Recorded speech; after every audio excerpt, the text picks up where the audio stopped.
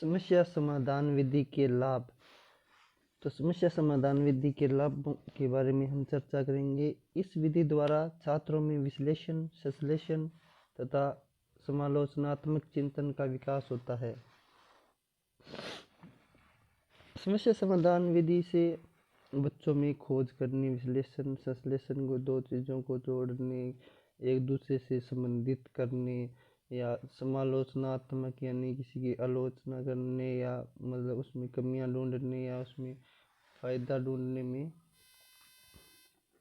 उस मतलब चिंतन का विकास होता है। इसके यह लाभ है समस्यात्मक विधि का। इससे छात्रों में वैज्ञानिक दृष्टिकोण का भी विकास होता है। इसमें छात्र खोज करने के बारे में ज़्यादा सोच सकती है। इससे वैज्ञानिक दृष्टिकोण का विकास होता है।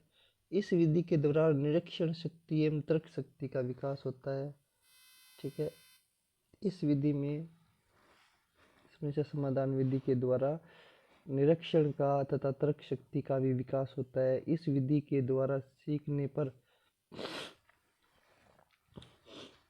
छात्रों को अपने अनुभवों, अपने ज्ञान को उपयोग में लाने का अवसर, जो भी उनके विचार है या जो भी उनके पास पूर्व ज्ञान है उसको उपयोग में लाने का अवसर मिलता है। समस्या समाधान विधि व्यक्तित्व विकास में भी सहायक होती है। ठीक है, एक बच्चे का व्यक्तित्व विकास भी करती है समस्या समाधान विधि। इस विधि में छात्र मिलकर एक साथ काम करते हैं, जिसमें सहयोग व समूह की भावना भी विकसित होती है।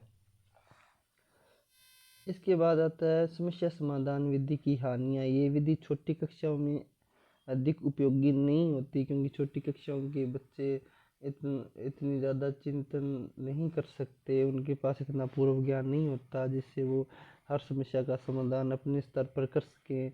इसके द्वारा शिक्षण करते समय व श्रम अधिक लगता है। इसके अंदर जो शिक्षण के दौरान समय बहुत अधिक लगता है, श्रम बहुत अधिक लगता है, टाइम ज़्यादा लगता है। हर टॉपिक की खोज करना, हर चीज़ को खोज कर उसे उसका समाधान करना, उसमें टाइम ज़्यादा लगता है थोड़ा।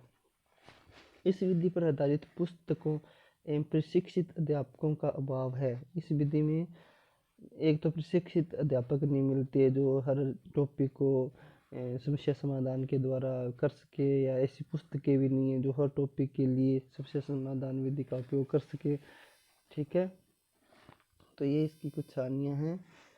और इसमें इस विधि का द्वारा सीखने की गति, इसमें बच्चा खोज करेगा किस चीज़ की तो उसमें टाइम ज़्यादा लगेगा, इससे सीखने की गति धीमी होती है। ठीक है, तो सही समस्या का चयन करना सभी एक समस्या है, और समस्या का जो समस्या समाधान विधि का सोपान या समस्या का चयन करना वह भी एक समस्या है, क्योंकि समस्या चयन करना